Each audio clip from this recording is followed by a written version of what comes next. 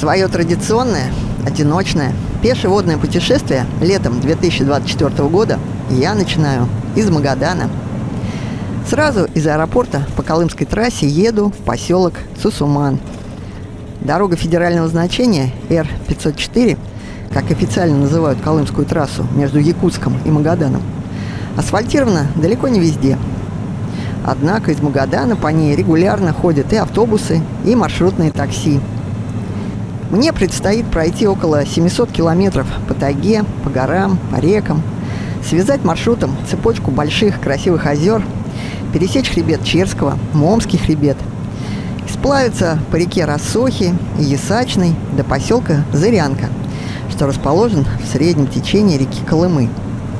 А пока первая цель – добраться до нежилого поселка Буркандия, что находится в 80 километрах к северу от трассы, от Сусумана.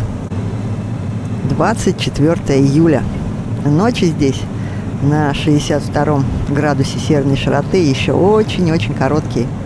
Я все время буду перемещаться на север в своем путешествии и буду догонять продолжительность дня, хотя лето будет подходить к концу. Вот какое здание есть в Сусумане. В нем находится станция юного техника. Сусуман – это один из важнейших пунктов Колымской трассы. И это даже не поселок, это город федерального значения, хотя в нем проживает всего около 4000 человек. Но для малонаселенного Колымского края такой населенный пункт считается городом. Основан Сусуман в 1936 году, когда здесь нашли и стали добывать золото. Сначала использовали труд заключенных, а в 1956 году лагеря упразднили, все бараки сравняли с землей, но вот кое-что сохранилось, какие-то остатки былой истории. И, похоже, местные жители используют вот вагончики для гаражей, для складов.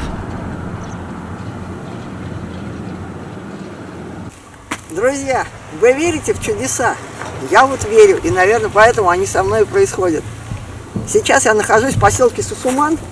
Приехала сюда вчера вечером, переночевала. Отсюда, в 80 километрах отсюда к северу, начинается старт моего маршрута с поселка Буркандия. Я не знала, как туда добираться, но вот тут вот сразу же, пройдясь по улицам, встретила моих подписчиков, которые как раз у них база рабочая недалеко от точки моего старта. И меня завтра туда подбросят. На машине высокой проходимости, туда не все машины проходят. Вот такие чудеса. Туда, за те эти близкие еще горы, туда дальше лежит дорога к поселку Буркандия, заброшенному. Поселок Сусуман, он расположен примерно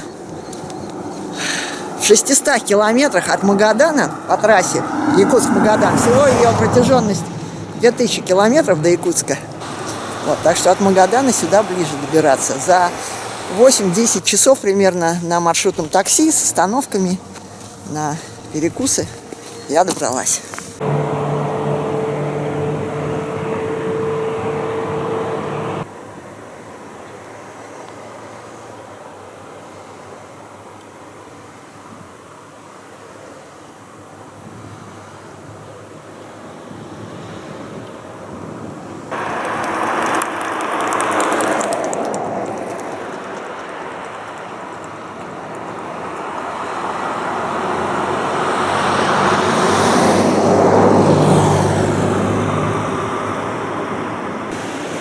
Река Берелех.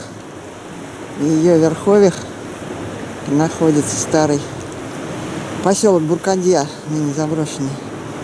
Вот мост на трассе Магадан-Якутск.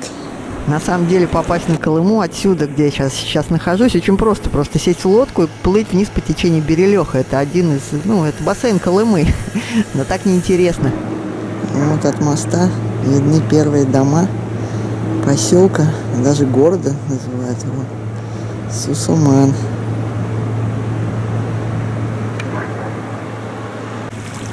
Мощное течение.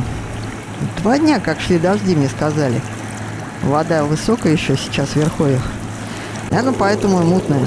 А может быть еще из-за золотодобычи. Там сверху идет промывка пород.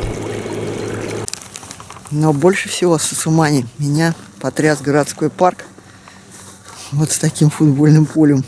Обалденным. И никого нету. И здесь даже есть мячик. Правда, он баскетбольный, но неважно. Это же фантастика. Вот так вот. Памятник геологу. Не мудрено. Сусуман – центр золотодобычи. Сусуман – золото здесь предприятие расположено. В таких деревянных лотках раньше промывали золото. Вид, можно сказать, с крыльца гостиницы на юго-восток от Сусумана расположена высокая вершина. До нее можно совершать отсюда экскурсии. Вот отмыто, видите, как отмыт ручей от берега до берега. Да, везде здесь велись работы по добыче золота. Все промыто. Итак, я еду на озеро Малык. Меня везет Дмитрий, геолог. Как еще вас можно назвать? Да. Председатель артели или как? Геолог. Геолог. Вот, хороший человек. Все геологи, исследователи земных глубин. Понятно. И там на Малыке участок в окрестностях Малыка. Это Нет? осадочные породы. Это осадочный. Да. Подмыли прямо вот под скалами, все вымыто.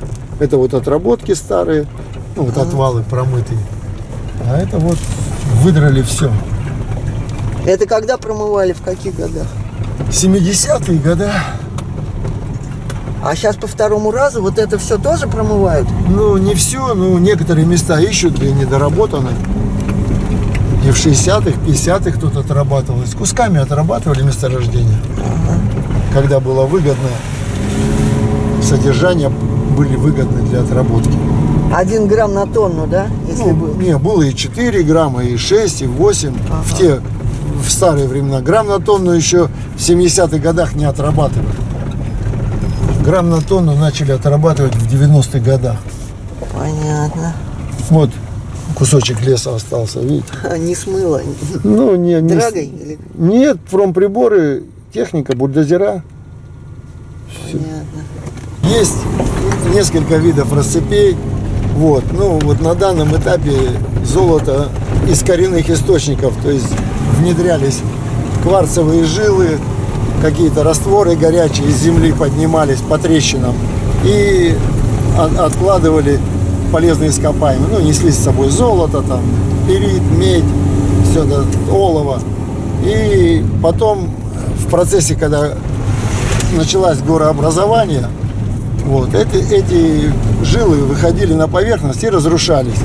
И потихоньку попадали в водотоки, там между собой камнями их разбивало.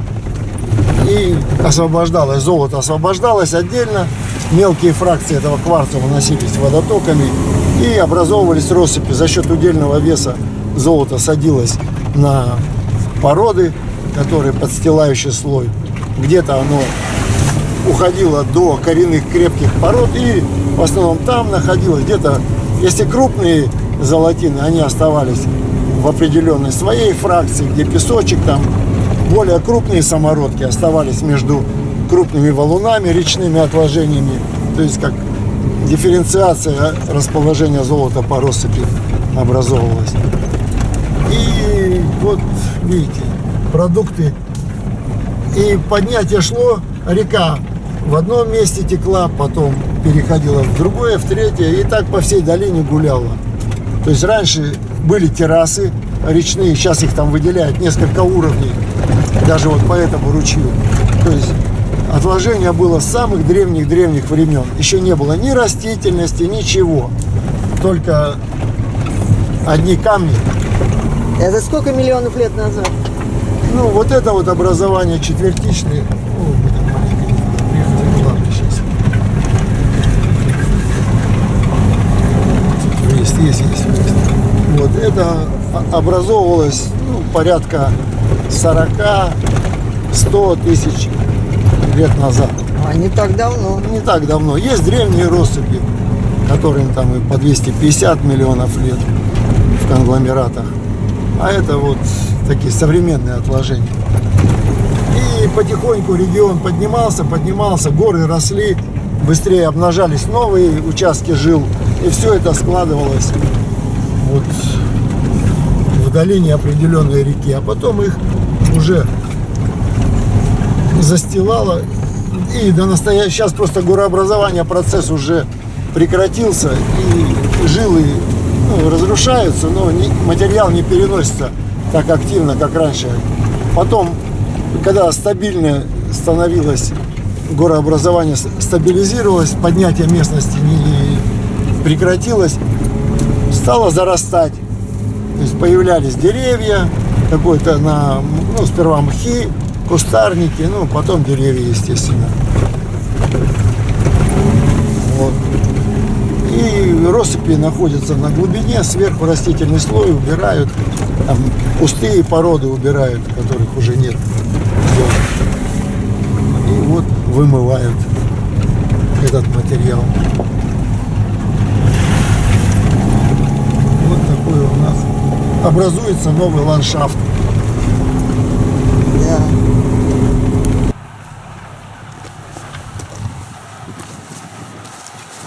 Здесь сейчас ведутся разведочные работы на содержание золота в этих отвалах.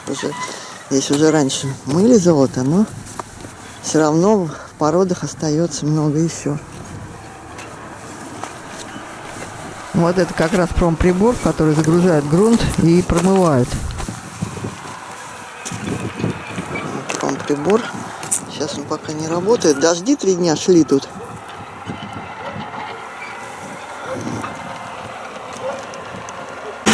О, мы прям подъехали вовремя. Здесь идет сейчас снятие пробы, да? Да, там по столу как бежит. Ух ты! Здравствуйте! Посмотрим, что... Прям можно... Ух ты! Вот это что, золотой песок? Ничего себе! Вот так вот он выглядит. А прям видно он здесь, да? Пробы отбирают. Проверяет содержание в земле. Есть вот по столу. Ага. Вот стол снимайте. По фракции рассеивается. Тяжелая фракция остается в желобочке, Ага. а легкая смывается, уходит сюда в мусор и выкидывается. Легкая.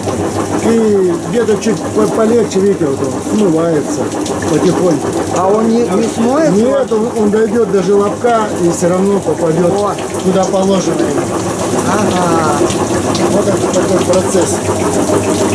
Это с какого количества породы? Вот это все. Ну, там Порядка 3000, наверное. 3000 кубометров? Да. И вот это считается много? Отработан. Ну, немного. Это сейчас будет взвешиваться, да? Ну, потом, да, взвесится, проба взвесится и уже будет пересчитываться на объем, большой объем и эффективность отработки потом этого участка, ручья, с которого взято. Будет понятно, стоит здесь еще раз. Да, посчитается, взвесится, потом посчитается, с какой площади вот эти 3 куба взято, которая она вроде большая, но она плоская и легкая. А маленькое зерно, оно, удельный вес у него, сопротивление с водой меньше, оно падает, парусность меньше. А вот это вот, бедная, она даже не может уйти, она туда-сюда, как сусальное золото. Туда, вниз, туда. С этого соста падает, вот, со второго. О, Падало, нет? да, ну вот, маленькие капельки. Вот из воды, ниже опустите, да, пусть дольше будет. Держите руку больше. А, вот. Набралось? Ну, вот они. Вот это да. Вот так оно и выглядит.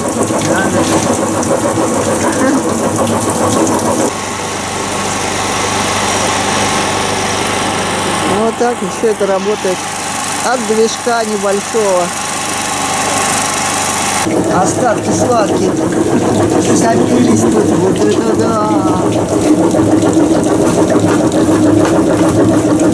Это вот в течение недели все это собиралось. Результат недельной работы. Я попала на вот такую промывку заключительную. Неделя это только промывки, а подготовки еще сколько времени. Да, Просто забыть, тоже эти пески накопать.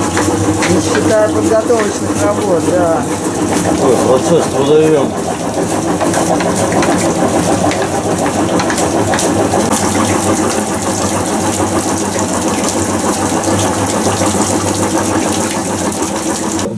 Концентрат называется, да, результат промывки. Но еще очень много там песка такого. Еще будет промываться, да? Ну да, это потом уже в лаборатории будет отбиваться, считаться. А, в лаборатории? Бинокуляром будет считаться и потом взвешиваться, и пересчет уже будет на этот самый, на удельный вес породы, на удельный объем породы. Ага, понятно. Так. Понятно. Рудное, когда месторождение, это на вес породы, а россыпь у нас на объем. Ну, она в рыхлом состоянии, это значит объем. На какой объем, сколько граммов, да? Да, То есть, пересчитывается. то есть 0,2 грамма, если будет, уже нормально. Ну, в настоящее время уже выгодно добывать. Ага, 2 ясно. грамма, да? Ну, нормально. Можно сказать, что Добрый день. Здравствуйте. Подогреть надо. да, конечно. Чайку кофейку. Летняя кухня. Нормально. Полевой вариант. Здравствуйте. Вкусно пахнет. Ух ты. Местные, Оладушки. ну да, ландорики. местные Ландорики, названия. да, да, Гигантские- да. Гигантские, добрый день. Гигантские оладушки, это ландорики. Это маслятки, да, пошли? А, подосиновые. О, уже. Класс. Все растет. Голубика поспела. Тут на экспедиционной базе практически на каждого человека свой вот такой домик, все с печками. Геологи-разведчики тут живут и вот в таких балках. И вот еще вот очень интересно, вот один живет в автобусе. И что, значит, этот автобус был школьный, утепленный? Ну, он, да, заранее идет северный вариант, двойные стекла у него, Ага. внутри утепление.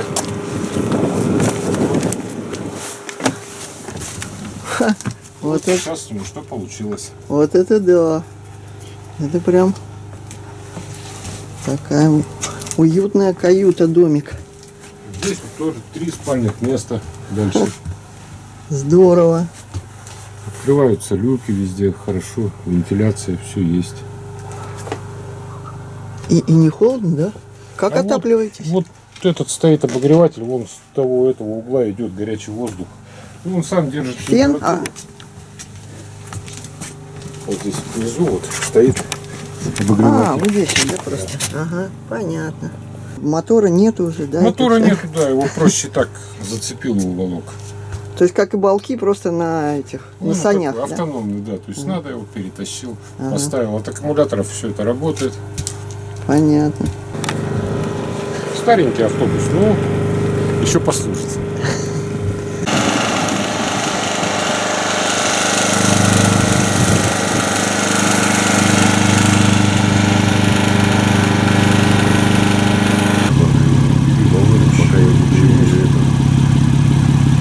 О, жарко ему. Так прям, да, да. Растопырил немножко. Красавец, дышит так с открытым пивом.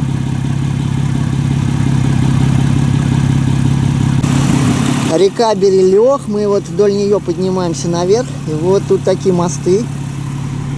Очень колоритные, да? А сколько этому мосту лет вообще? Он не развалится?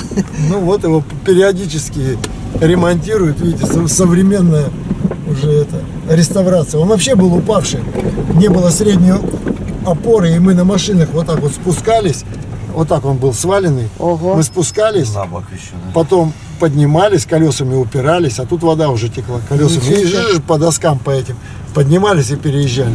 А кто же его починил? Старатели? Да, артель это Берилёх, Ага. ну, горный. Элита. Или элита, вот Полпиков. они отремонтировали этот Ага. мост, восстановили. Ну, работы возобновились вот здесь, вот в этом регионе. Понятно. Да, продолжаем наш путь к озеру Малык. А это еще хорошая дорога, да? Да. Вообще, смотрю, грунтовка прям Шахты. отрабатывают ледниковые шахты. Да, под землю. Вот ледник сошел и принес с собой с гор золото. Ага. Самородки очень крупные были, такие вот как камнями окатанные прямо. То есть они не речного происхождения, это ледниковые. А глубина, вот сейчас шахта есть, два озера Чук и Гек, глубина у них 125 метров опускается. Это все мощность ледниковых отложений. Ого. Ледники сошли, заполнили межгорный провал, притащили с собой золото, и вот они промывают. И это все уже отработано, да, вот в этом? Сейчас отрабатывают. Сейчас отрабатывают? Да, мы сейчас к этим шахтам подъедем. Ну, А туда не пускают, они огорожены, эти шахты. Ну, два озера Чук и Гек. Ага. И вот у них одну шахту затопило, озера, ну, где-то там промыло, ходит, и озеро пошло в шахту. Они его привезли азот, заморозили, сделали пластырь, заморозили этот ход, чтобы не было. Откачали шахту, эксплуатируют дальше. А почему тогда поселок нежилой? Или они просто вахтами там как работают? Нет, тот поселок была госдобыча, это в советское время. Когда развал пошел, и я не помню, в 95-м или 96-м году поселок закрыли. Все, невыгодно было. А сейчас пришли, это вот буквально там последние 5 лет заново возобновили добычу. То есть экономика уже позволяет добывать такие сложные, на таких сложных глубинах. Потому что, ну, за 100 метров это считается очень большое. Самая глубокая шахта, когда приз Бурканья отрабатывал, было 65 метров. Это участок болотный был такой. Они опустились до нулевого горизонта, то есть мерзлота была сверху, а снизу тепло подходило, грунтовые воды и все. Они опустились на 65 метров, и эксплуатация закрылась. Хотя вниз так золото и шло, просто эксплуатация шахты закрылась, потому что вода была, и откачивать, ну, в то время, ну, посчитали, что нецелесообразно, экономически было невыгодно. Сейчас уже отрабатывают, и это все отработано, уже это отработано.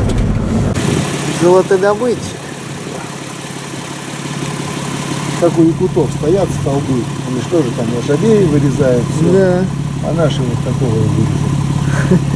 понятно. Дух местности. На ручье Вот глухом. тоже добывают. Вот с этого ручейка, только вот с какого, наверное, с 2005-го 2 тонны добыли. Вот в этом ручейке 2 тонны золота. А до этого еще госдобыча была, ну там немного. Считалось, что нет здесь золота. Вот пришла новая техника, новые технологии, все добыто. Подъезжаем к поселку Буркандия. Водонапорная башня, да, сохранилась. А вдали показались уже давно, правда, горы. Позвала роза ветров? Да. В экскурсию по поселку. Да. Прииск был. Вольно? Золотодобывающий прииск, шахты. Там терриконы пооставались, шахты. Ну, рассыпные шахты, вот, про которые я рассказывал. Да, но это работали вольные Нет, это госдобыча. госдобычи. Это прииск целый. То есть это, ну, не заключенные работы. Не, это уже советская. Вот на водонапорной башни написано.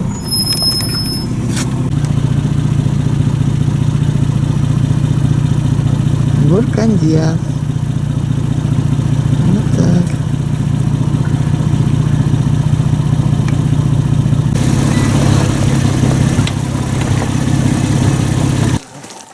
Здесь, за поселком Буркандия, мы перегружаемся на другую технику. Да? Дальше уже простая машина не пройдет. Вот поедем на таком болотоходе.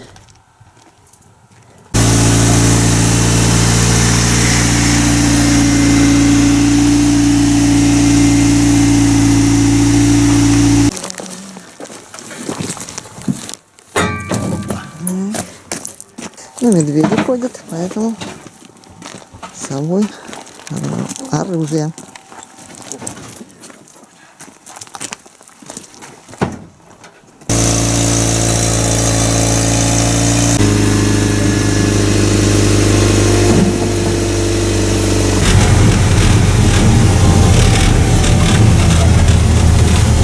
Сейчас мы выйдем на чистое место без листочек. Как тут? Отлично. Одно побольше и второе поменьше. Чук-и-гек называется. Ага, Ну, как у Гайдара. да, понятно. Ну, геологи, они же романтики все, они придумывают кучу названий. Вот эти цветы, это ведь какая-то астра. Я потом определю, что это за растение. Говорят, что она вырастает только в первый год после вскрытия отвалов, а потом уже больше она не растет. Да, вот такие желтые цветочки, пионеры отвалов. Древние семена, вот они начинают здесь проявляться при вскрытии грунта. Только на отвалах и только в первый год, да? Да. И вот они достают оттуда грунт и промывают его потом. 120 метров, да, глубоко. Это все ледниковое отложение на такой глубине. Вот там на прибор завозится. Шахты поднимают, промывают. Да, грунт для промывки поднимают из шахты с глубины 120 метров. Это очень глубоко. Грузить породу из ковша в прибор надо понемножку, чтобы, как говорят, не убегало золото. То есть промывать надо небольшими партиями.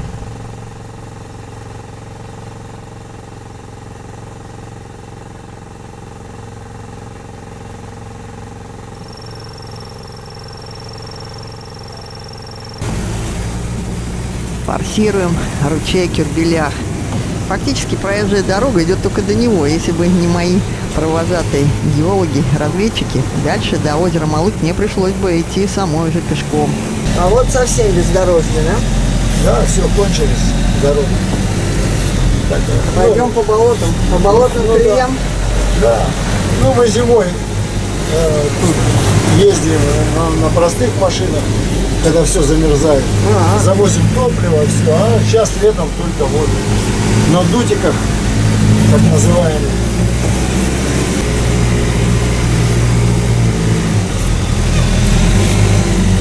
И проскочил там и хорошо.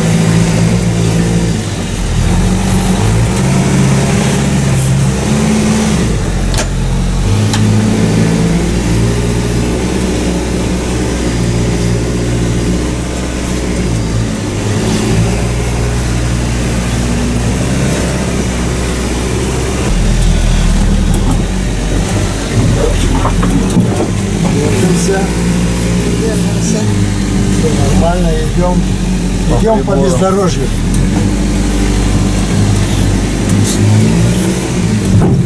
Идем своей колеей. Да. Опа. Что-то, посмотри, что. Грибочек. Ага. Байкальский косяк. Отломала что рулевую? А вот где шток стоит. Пластину. Блин. Пластину оторвала. Вот здесь вот стоит шток. Оторвала пластину. Сломала.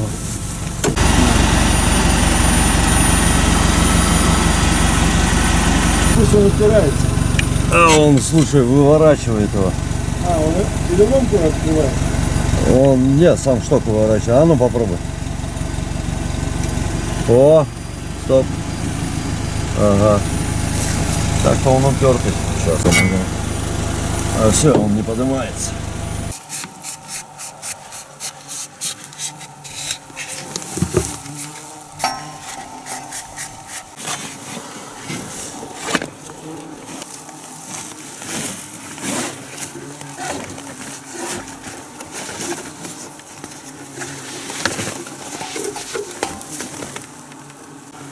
И получится.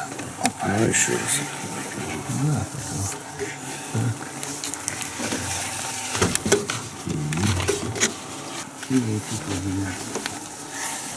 Уже короткая, да, или хватит? Это длинная вторая тащу.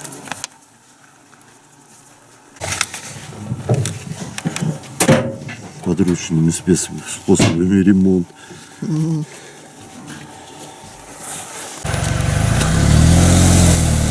О!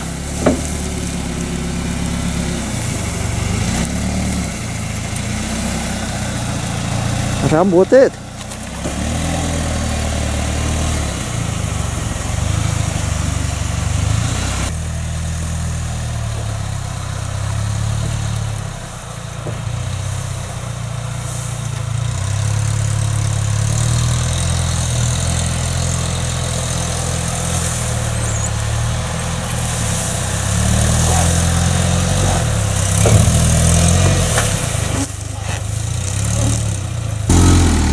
Чуть-чуть еще. А ну стой. Крутани, ага, крутани шток.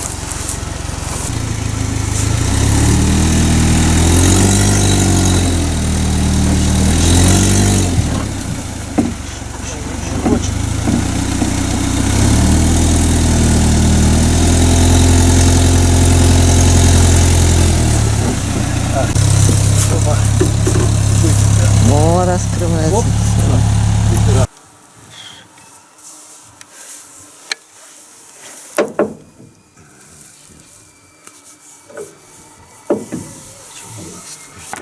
Пушится вовсю.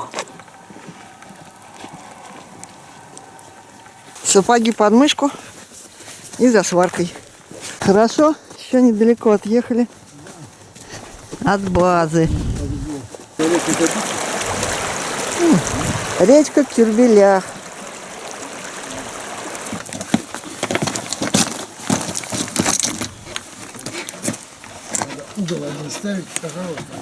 Пришлось, наверное, вернуться за сваркой. Перекачивать надо так. Давай, клади что ли? Давай, я вот хочу. А какой толщины? Хороший.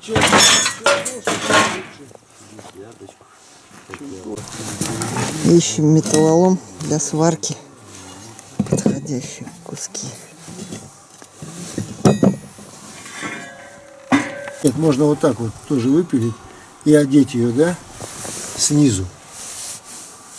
Так, поглубже выпилить и одеть. И тут будет вот этот вот хвост ласточки. Его проварить в башмаку. Тут ребро жесткости. Это отпилить.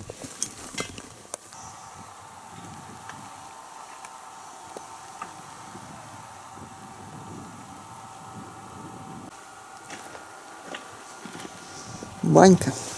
Волок банька.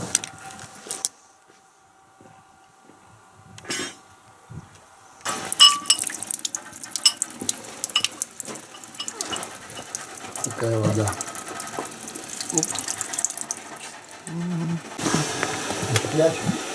Окна врезают, двери строят.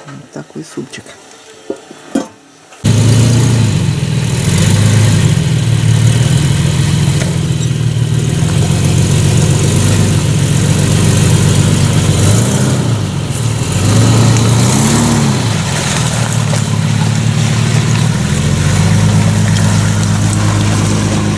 Нормально. Чуть-чуть осталось до нашего Байкала, болотохода.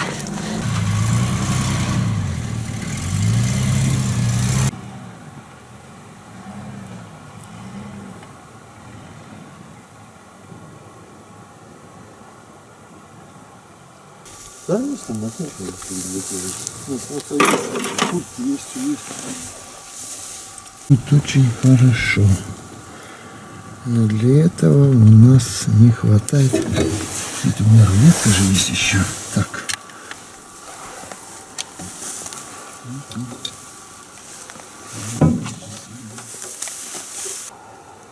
Я хотел снизу сделать, чтобы потом проварить здесь по контакту.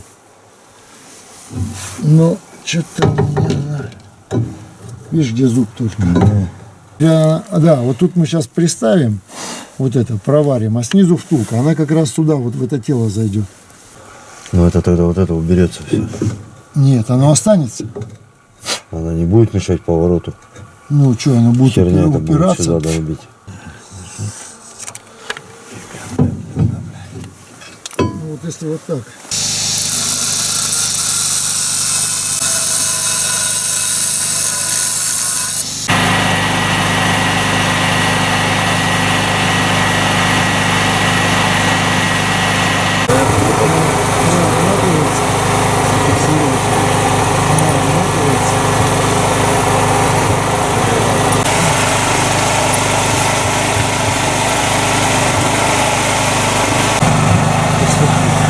Тянется. Ну, когда-то она перестанет тянуть. А она вот, смотри. Вот, видишь, полет сюда ползает.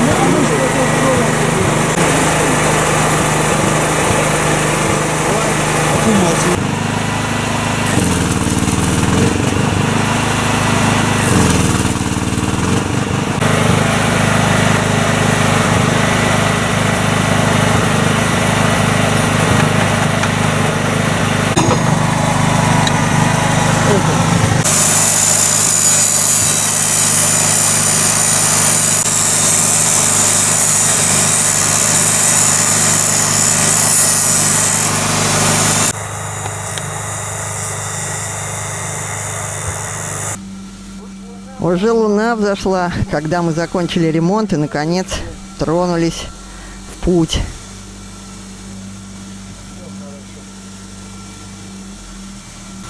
На заболоченных участках тундры одной однозначной колеи нету. Тут много разных дорог, и каждый раз, когда вездеход идет по тундре, он часто делает новую колею, потому что старые заболачиваются, и там колеса буксуют, проваливаются. И вот мы едем и выбираем, какая колея по суше получше. Выискиваем, сходим с одной дороги, выезжаем на другую. Вездеход очень маневренный, он легко поворачивает, вот может подминать под себя небольшие деревья.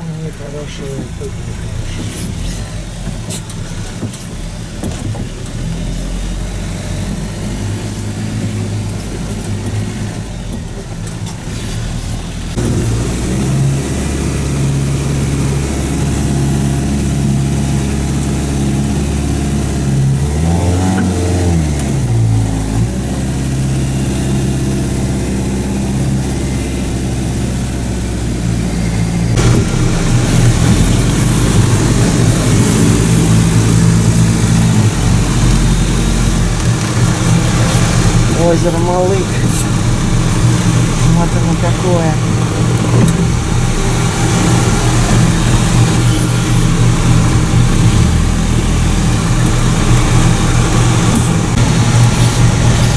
Да, на косу спустились.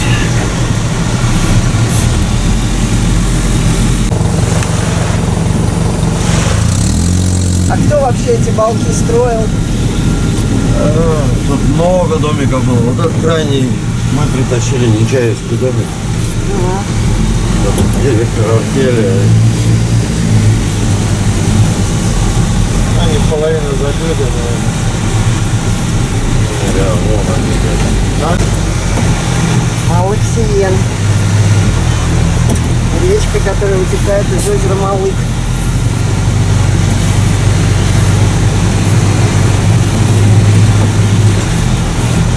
Да, в тех балках что-то места не было.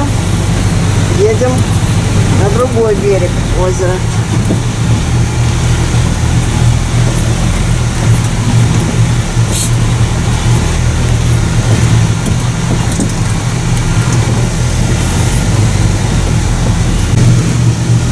Да, сейчас еще вода низкая.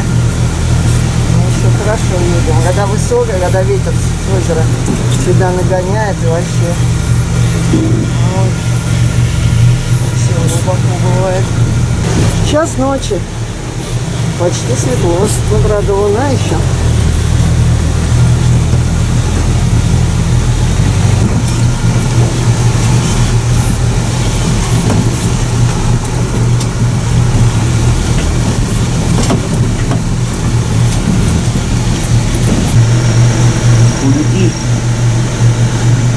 Девчата.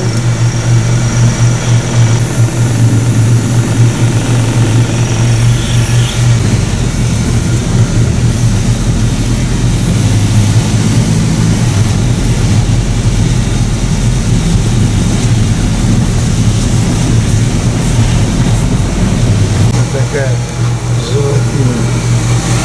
Все, доехали мы до базы. О. Печечка, гори.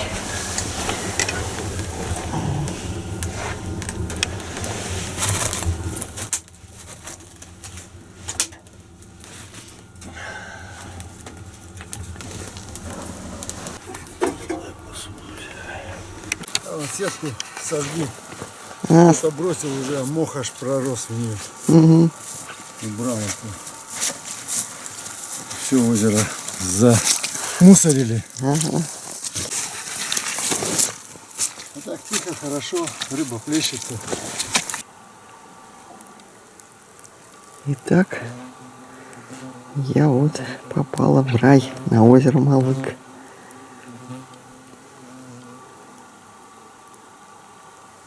Безветрие.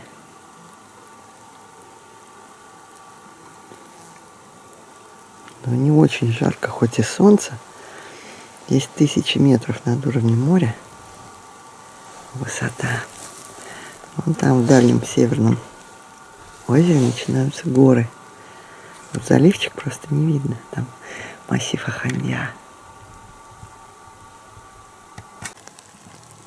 На берегу озера здесь растет вот такой нежный цветочек. Нежный стебель. У него листики. И это съедобное растение. Корень корневища у него съедобное. Это, по-моему, это клейтония называется. Надо мне будет уточнить название. А то, что съедобный, это точно. Так, сейчас. Корень. Длинное прямое корневище.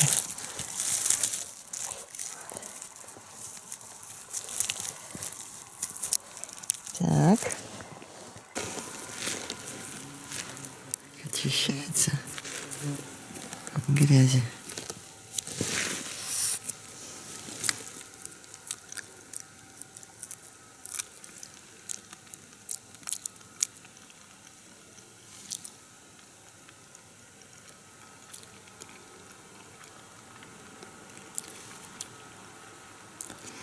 Вот такое жестковатое.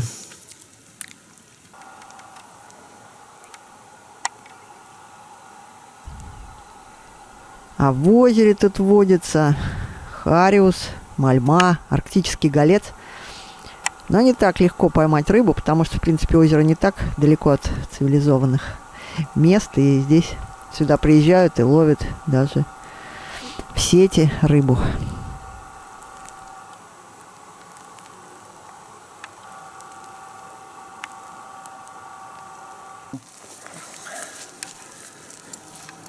Вот такая вот.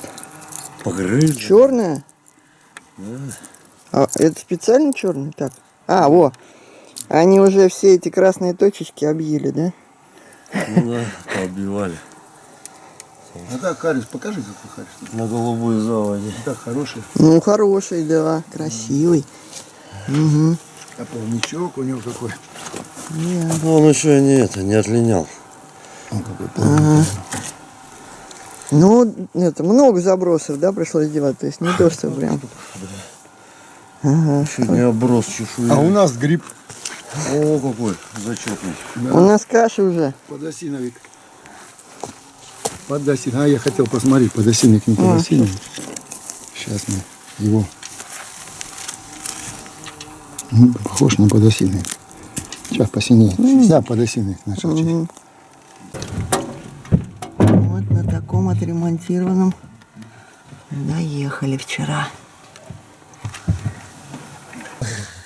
Спасибо огромное замечательным геологам, отличным, настоящим мужикам. Дмитрию, Игорю, которые подвезли меня сюда, прям вот до самого озера. Я думал, сюда мне по болоту еще придется идти. Ну вот, Всегда рады Всегда помочь. рады помочь. спасибо, честное слово. Спасибо. Рады познакомиться. Да. Ладно, Будем все, переписываться, делиться информацией. хорошо. Так что понравится, еще раз приходите. Да, в этот рай. Колыма затягивает. Мы прощаемся.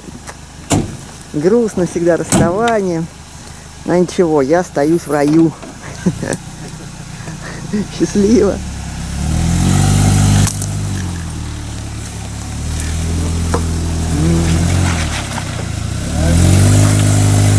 Лодочку уже надула, показала ребятам, какая она у меня легенькая.